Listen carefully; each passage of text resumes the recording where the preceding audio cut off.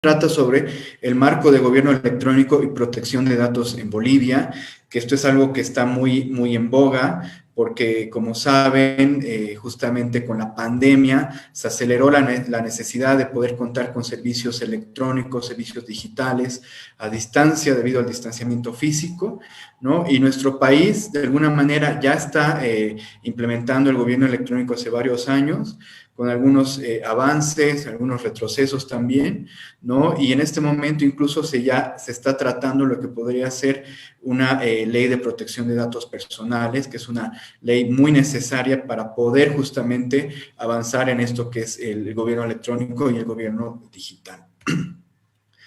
Bueno, la exposición va a tener tres partes.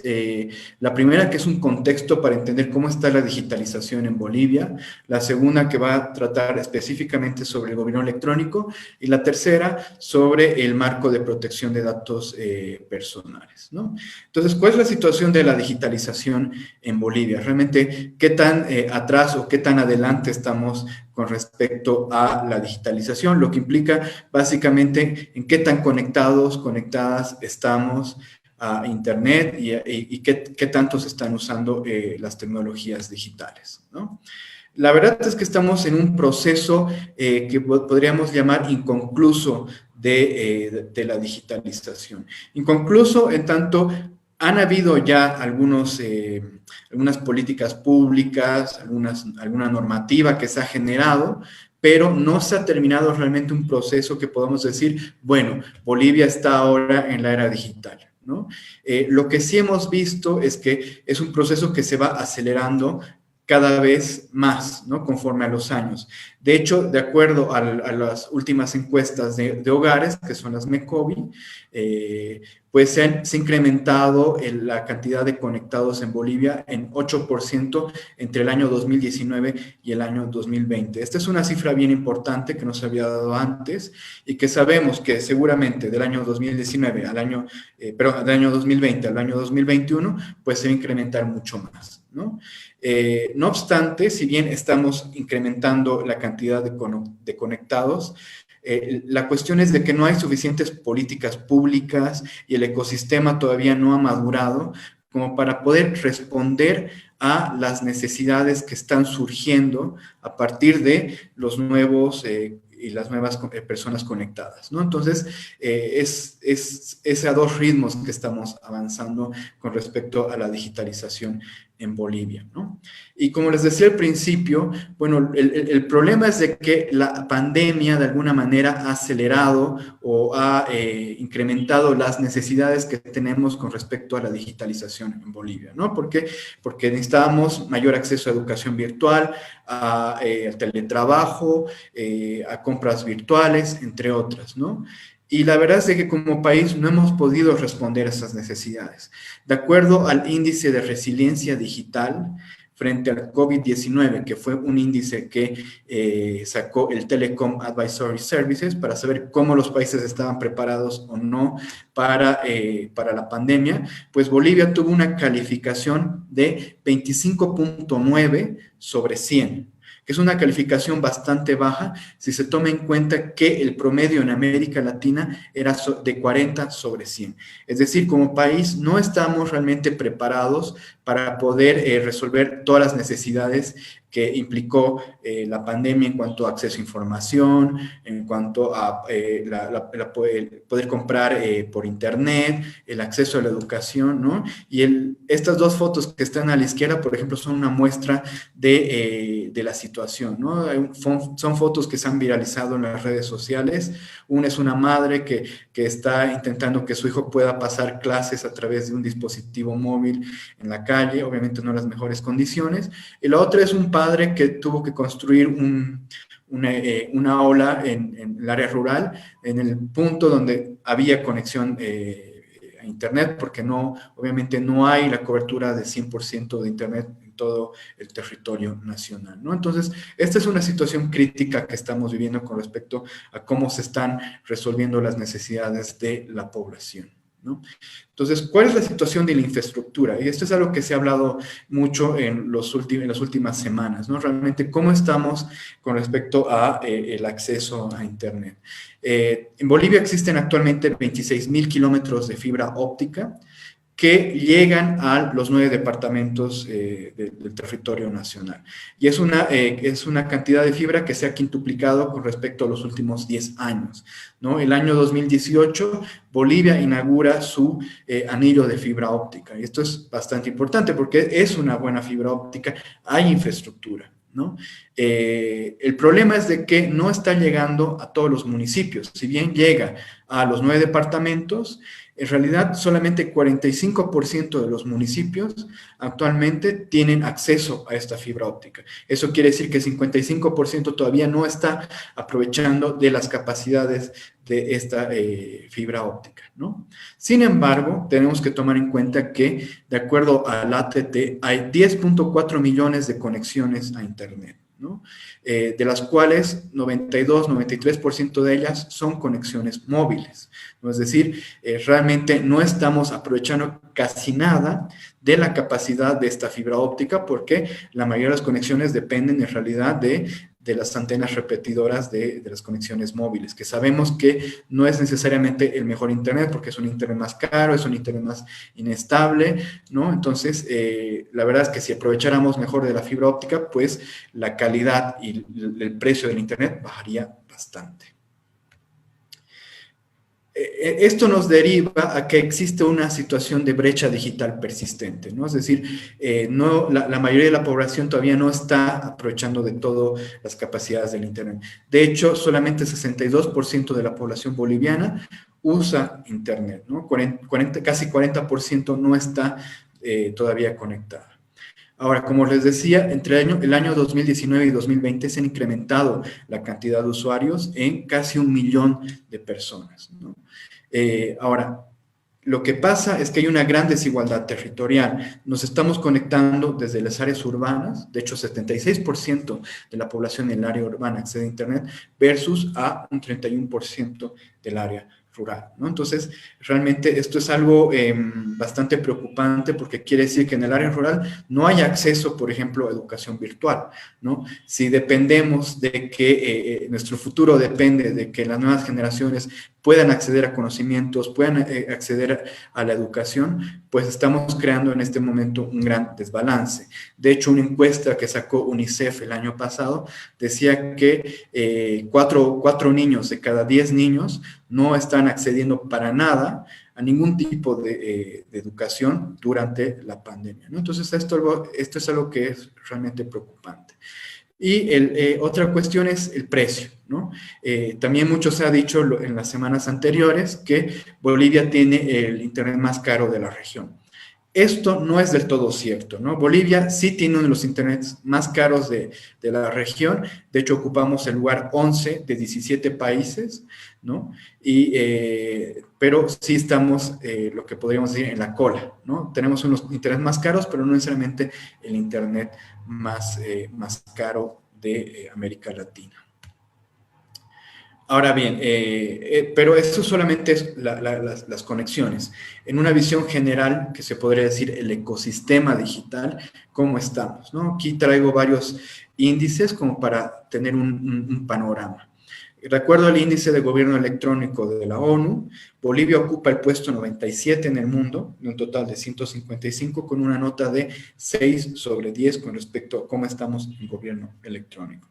El Banco Interamericano de Desarrollo, el BID, hizo una medición el año 2018 donde dijo que Bolivia es el país donde se requieren más horas en promedio para resolver un trámite, lo cual es 11 horas, ¿no? En promedio, y esto es porque justamente no tenemos los medios electrónicos, no tenemos interoperabilidad de datos, no tenemos sistemas de ventanilla única. De hecho, había un caso que está en las primeras páginas de este informe que cuentan de una señora que requirió alrededor de 8 meses para poder sacar un carnet de identidad, ¿no? ¿Por qué? Porque tuvo que viajar desde un pueblo bastante remoto, varias horas, y volver en varias ocasiones para que pudieran resolver su situación. De acuerdo al Barómetro de Datos Abiertos de las Américas, que es producido por la organización ILDA, nosotros estamos con una nota de 42 sobre 100 en el índice de apertura de datos de gobiernos, y de acuerdo al Global Connectivity Index, que es producido por la empresa Huawei, Bolivia es considerada una economía en inicios de su digitalización, con un puntaje de 31 sobre 100 y situada en el puesto 69 a nivel mundial. De acuerdo a este índice de Huawei, somos el país más rezagado de América Latina en cuanto a maduración del ecosistema digital, incluso por detrás de Venezuela, que ustedes saben que Venezuela es un país con muchas necesidades básicas en este momento, ¿no? Entonces, esto es para darnos un pantallazo de, ok, como país necesitamos avanzar en muchas cosas más allá de la infraestructura. Y la mayoría de esas cosas, de acuerdo a estos índices que les muestro, tienen que ver justamente con el sistema jurídico, ¿no?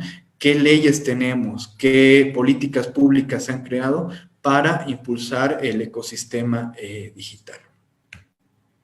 Habiendo hecho este pantallazo, ahora sí entraríamos a lo que es gobierno electrónico y digital en Bolivia y luego el marco de protección de datos personales. ¿Qué es gobierno digital o qué se toma en cuenta para decir que un gobierno es digital? Se toman en cuenta varias cosas. Acá les traigo 5 cosas que son normalmente las que toman en cuenta varios de los organismos internacionales. Uno es la existencia de un mecanismo de identidad digital, ¿no? El segundo es la interoperabilidad de datos entre organismos, entre entidades del Estado, es decir, que las entidades se compartan información y que puedan actualizar la misma información al mismo tiempo, ¿no? Es decir, no que tenga que ir, por ejemplo, al CEGIP a actualizar un dato, luego a otra entidad a actualizar ese mismo dato y así que el ciudadano tenga que ir a todas las oficinas para actualizar la misma información. Cuando, si las entidades son parte del mismo gobierno, deberían actualizarse todas al mismo tiempo, ¿no? Eso es interoperabilidad. Lo siguiente es simplificación de trámites, ¿no? Que podamos hacer los trámites de manera más fácil, con menos pasos y aprovechando que tenemos todos dispositivos móviles y se puedan hacer los trámites desde estas ventanillas únicas, desde sistemas informáticos. Los siguientes son los datos abiertos, ¿no? Que sean datos que sean transparentes, disponibles al público, reproducibles, de fácil acceso. Y finalmente, el tema de ciberseguridad, que es un tema igual preocupante. Como país estamos prácticamente sin ningún avance en esto, no hay ninguna normativa, no tenemos nada referido a cibercrimen más que un artículo, bueno, en realidad 2 en el Código Penal, ¿no? Pero que son artículos bastante desactualizados, ¿no? No estamos suscritos al protocolo de Budapest. De hecho, ya va a haber un segundo protocolo de Budapest de cibercrimen y nosotros no hemos llegado ni siquiera al primero, ¿no? Entonces, es una situación bastante crítica en términos de ciberseguridad. ¿Cómo influyen los procesos de digitalización del gobierno? ¿Por qué son importantes más allá de lo que nos ha demostrado la pandemia? Tienen beneficios políticos porque amplifican la legitimidad de las políticas públicas, incrementan la confianza en las autoridades porque hay más transparencia, porque se sabe cómo se está generando los procesos, los datos abiertos nos muestran cómo se está gastando el dinero del Estado, entre otras cosas. Tienen beneficios económicos, de acuerdo a la CAF, generan retornos de inversión en políticas públicas de hasta 700%, ¿no? Se ahorra en eficiencia, se ahorra en papel, se ahorra en tiempo, se ahorra en un montón de cosas. Mejoran la recaudación impositiva porque la gente puede pagar impuestos a través de medios digitales de una manera más fácil. Además, al ver que los servicios funcionan mejor, también hay un incentivo a pagar los impuestos. Y finalmente, hay beneficios sociales porque fortalecen los niveles de transparencia y promueven el empoderamiento ciudadano porque la ciudadanía puede participar más, puede enterarse más, puede estar de alguna manera más enganchada con lo que hace el gobierno, ¿no? Entonces, esos son beneficios que nos dicen, es bueno el gobierno digital y hay que avanzar hacia el gobierno digital, ¿no? Ahora bien, ¿cómo estamos en Bolivia al respecto? ¿Qué políticas públicas tenemos? ¿Qué normativa existe, ¿no? Tenemos un plan de implementación de gobierno electrónico que lo elaboró AGETIC, que es la Agencia de Gobierno Electrónico. Es un plan que fue elaborado el año 2017 y empezó a implementarse desde ese entonces. Este plan, bueno, a partir del decreto que aprueba el plan, decía que hasta un año, las entidades de gobierno tenían un año de plazo para empezar a implementar todas sus planes de gobierno electrónico. Y esto incluía no solamente el gobierno central, sino también las entidades territoriales autónomas, las universidades públicas y las entidades de fiscalización del Estado, ¿no? Entonces, era un plan bastante integral, pero que se sabe que más o menos hasta la fecha, menos del 30% de las entidades públicas, de hecho, han cumplido con los requisitos de este plan de implementación del gobierno electrónico, ¿no? ¿Qué decía este plan? Que teníamos que avanzar en 3 pilares, que eran gobierno soberano, que era depender menos de las tecnologías de otros países, ¿no? Por ejemplo, los datos deberían estar alojados en servidores del Estado, ¿no? Eso es bastante básico. Luego tenía que ver un pilar de gobierno eficiente, que era simplificación de trámites, que realmente nos cueste menos tiempo y sea más fácil ejecutar los trámites. Y tercero, que haya gobierno abierto y participativo, ¿no? Es decir, que haya datos abiertos y que haya plataformas de participación ciudadana, ¿no? Estos eran los 3 pilares del plan de implementación de gobierno electrónico.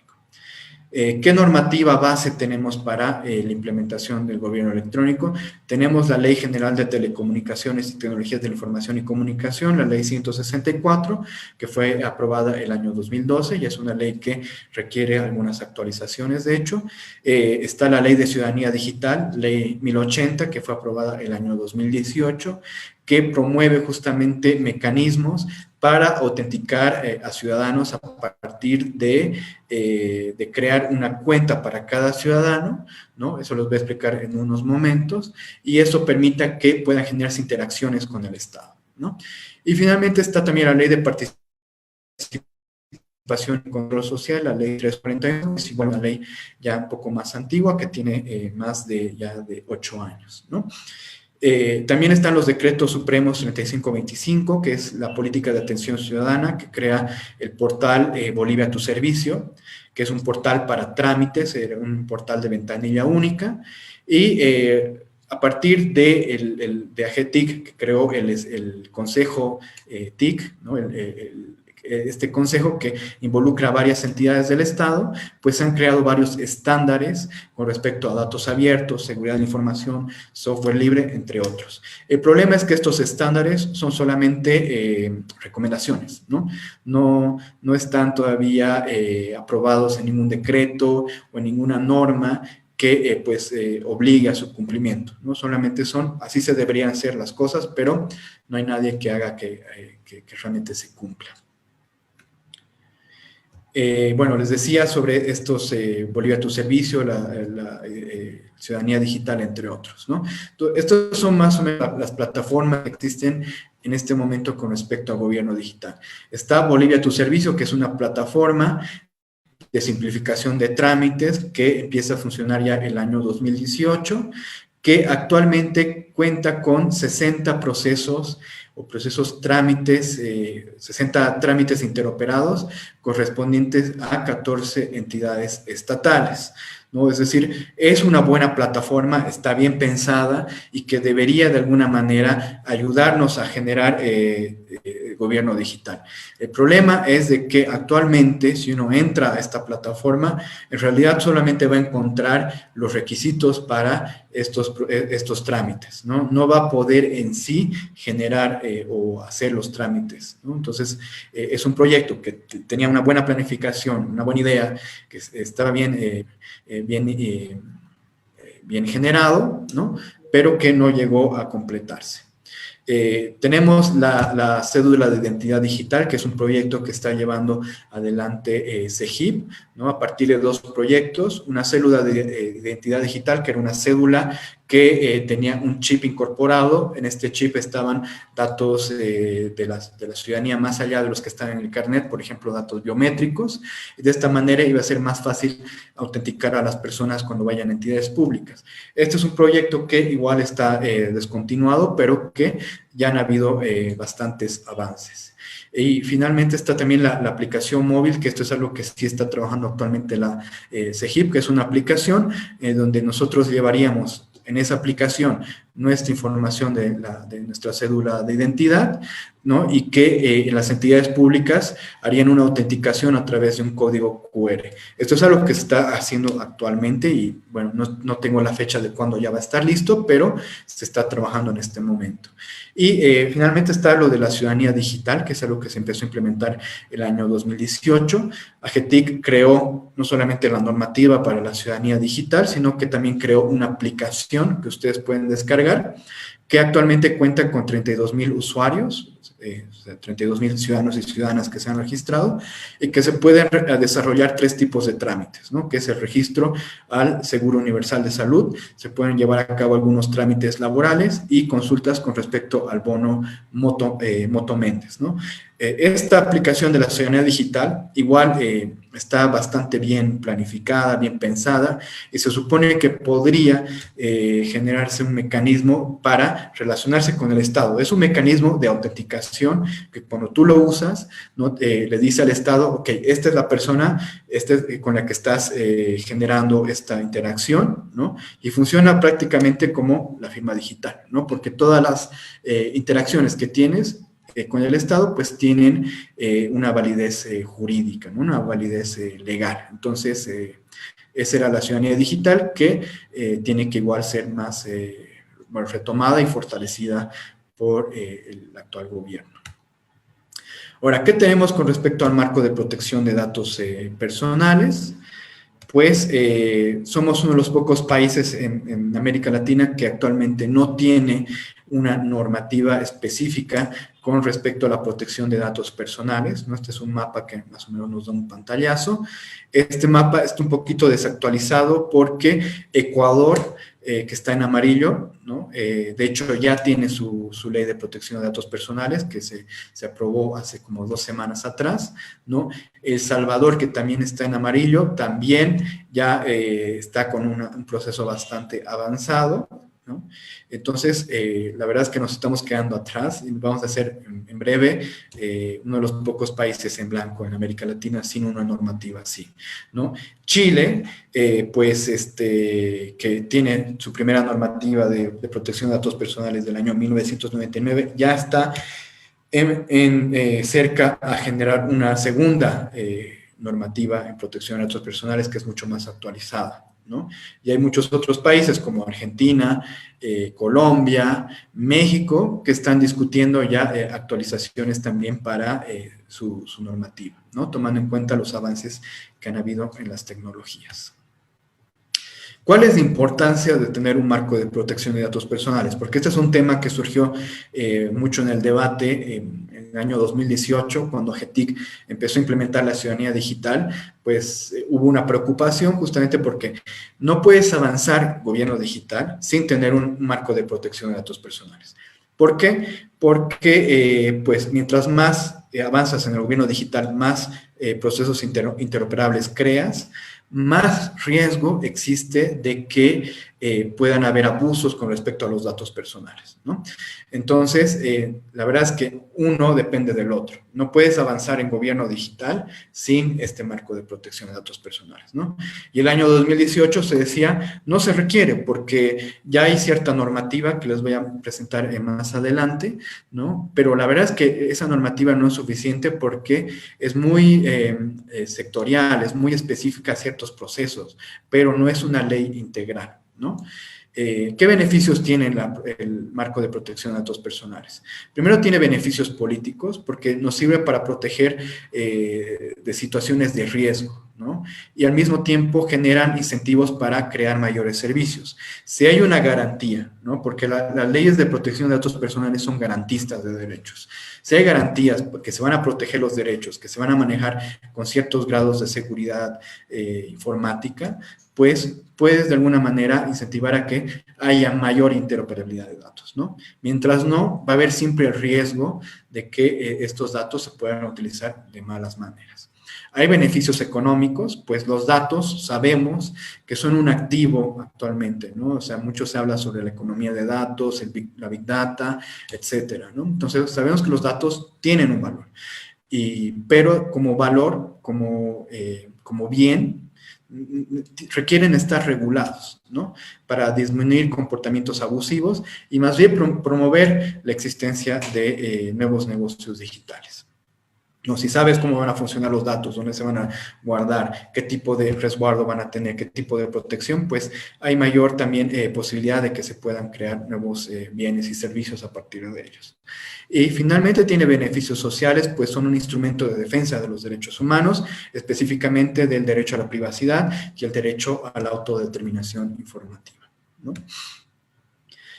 ¿Qué problemas ya hemos tenido como país por no tener una ley de protección de datos personales? De aquí solamente cositas que ya han pasado.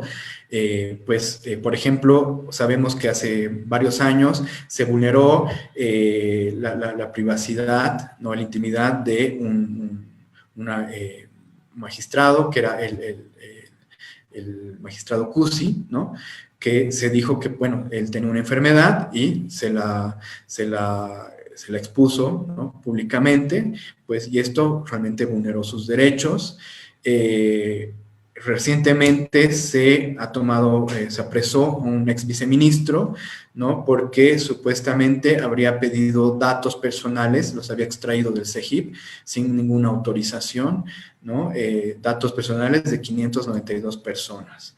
El año pasado, durante plena pandemia, pues se sabe que hubo un hackeo a una página web, que era la página web de la Gobernación cruceña, donde habían bases de datos de personas con COVID-19.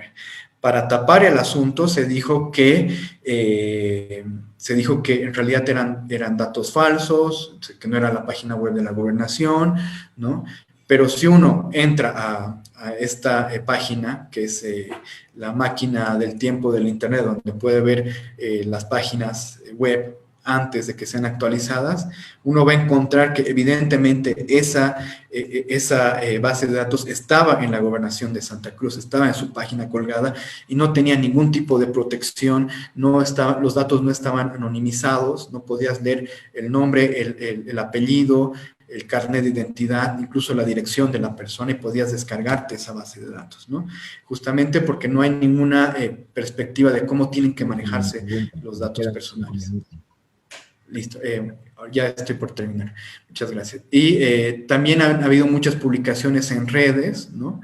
Donde se exponen a ciertas personas que a veces cometen delitos. Por ejemplo, tenemos a la derecha aquí una persona que botó basura a un río y la gente lo expuso en las redes sociales, ¿no? Aprovechando los datos de la placa de su auto, ¿no? Y estos datos que cualquier persona puede acceder, ¿no? Y pueden ser datos que pueden exponer a ciertas personas porque se accede a su carnet de identidad, a veces incluso se puede acceder al domicilio de la persona, ¿no? Entonces, realmente no hay una perspectiva de protección de datos personales en Bolivia. ¿Qué tenemos ¿no? en Bolivia actualmente? En la Constitución Política del Estado, ustedes deben saber, tenemos la acción de protección de privacidad, que en realidad es el habeas data, ¿no? Que está en el artículo 130, por la cual nosotros tenemos toda persona individual o colectiva que crea que está, voy a leer, ¿no? Que crea estar indebida o legalmente impedida de conocer o objetar la eliminación o rectificación de los datos registrados por cualquier medio físico, electrónico, magnético, informático, en archivos públicos o privados, ¿no? Entonces, y que sean datos que afectan a su privacidad, a su propia imagen, a su honra, puede interponer esta acción de privacidad, ¿no? Esto está complementado por la Ley 254, que es el Código de Proceso Constitucional, que crea la autodeterminación informativa, ¿no? Que también es un derecho por el cual nosotros podemos rectificar nuestros datos si es que hubiera algún error con respecto a ellos, ¿no? Incluso podemos pedir que se eliminen estos datos. Y hay una sentencia constitucional, ¿no? Que del año 2006, donde se establece específicamente cuáles son nuestros derechos con respecto a esta autodeterminación informativa, ¿no? Entonces, esto es más o menos para darnos un pantallazo de dónde está, qué tipo de normativa tenemos con respecto a la protección de datos personales. Hay también normativa específica, por ejemplo, en la ley de bancos, ¿no? Hay cierta normativa también con respecto a protección de datos personales en la ley de telecomunicaciones, ¿no? Que se refiere más al bueno, a la protección de información que se transmite a través de estos medios, a través de las redes de telecomunicaciones, pero no hay una normativa específica que agrupe toda la protección de datos personales per se, ¿no? Y que incluya, por ejemplo, los derechos ARCO, o que incluya aspectos referidos a quién va a fiscalizar esto, ¿no? Entonces, son muchos aspectos que son requeridos y que no están contemplados en ninguna normativa. Ahora, se está avanzando en algunos proyectos de ley con respecto a generar una normativa de protección de datos personales. Hay 3 antecedentes. Uno es un proyecto de una exdiputada, que es la exdiputada Giovanna Jordán, que creó un proyecto de ley que se presentó el año 2018. Hay un anteproyecto que se creó el año 2019 y que fue presentado también por la Fundación Internet Bolivia. Y actualmente se está discutiendo una segunda versión de este proyecto de 2019, ¿no? Ya más actualizada, y que tiene en cuenta, por ejemplo, datos personales que se refieren a, que son capturados a través de tecnologías de automatización, ¿no? Más referida, por ejemplo, a cómo nos afectan los algoritmos, cómo nos afecta la inteligencia artificial. Entonces, es un proyecto bastante de avanzada, ¿no? Y que actualmente se está discutiendo, y esperamos que pronto ya pueda ser socializado, y así pueda tener el aporte de los diferentes profesionales de diferentes áreas, ¿no? Que tienen que ver con la protección de datos personales. Y para finalizar, bueno, ¿no? Entonces les he presentado pantallazo de cuál es la situación del gobierno electrónico digital, cuál es la situación del marco de protección de datos personales, y bueno, y en general, ¿qué necesitamos como país para avanzar en una mayor digitalización, ¿no? Entonces, hay varios aspectos que tenemos que trabajar, no solamente en fortalecer el gobierno electrónico o en fortalecer el marco de protección de datos personales. Hay también una situación de brecha digital que les he presentado al inicio, ¿no? Y esto solamente se va a cerrar si se genera una política que priorice recursos, que priorice políticas o acciones que puedan ayudar a cerrar esta brecha digital. Las entidades, por ejemplo, los gobiernos municipales, tienen competencias que podrían ayudar a cerrar la brecha digital. Pueden crear su propia infraestructura de fibra óptica. No obstante, habría que ver cómo nos organizamos, cómo se genera esta política para poder cerrar la brecha digital, ¿no? Hay una cuestión de alfabetización digital integral, no es solamente generar la infraestructura, no es solamente generar fibra óptica, también tenemos que nivelar las capacidades de la población con respecto a cómo se aprovechan las tecnologías digitales. Había un estudio del año 2015, ¿no? Que un estudio del año 2015 donde estudiaron o compararon cómo se aprovechan las tecnologías digitales en diferentes regiones, ¿no? Y ahí se mostraba la diferencia entre, por ejemplo, que en el norte global realmente las tecnologías se aprovechan más para acceso a conocimiento, acceso a papers, ¿no? Programación, entre otras, mientras que en los países del sur global, incluía Bolivia, pues eran más aprovechadas para temas de entretenimiento, ¿no? Entonces creo que ahí hay mucho que trabajar en cuanto a alfabetización digital de una manera integral, ¿no? Y también integrar a otros sectores, como los sectores adultos mayores, ¿no? Para que puedan también aprovechar estas tecnologías. Necesitamos una ley de protección de datos personales, no solamente la ley de protección de datos personales, sino también una ley de acceso a la información, que Bolivia no tiene, solamente tenemos un decreto, ¿no? Y que también el ministro de Justicia, Iván Lima, mencionó en febrero de que se estaba trabajando en una ley de acceso a la información, pero no se supo nada más, ¿no? También necesitamos fortalecer el marco de digitalización, información e interoperabilidad de datos. También se habló de que iba a haber un decreto para acelerar la interoperabilidad de datos dentro del gobierno central, pero es algo que se dijo en un medio de comunicación, pero nunca más se volvió a retomar. Y finalmente una política nacional de ciberseguridad. Y esto sí es crítico porque no tenemos absolutamente ningún avance con respecto a ciberseguridad, ¿no?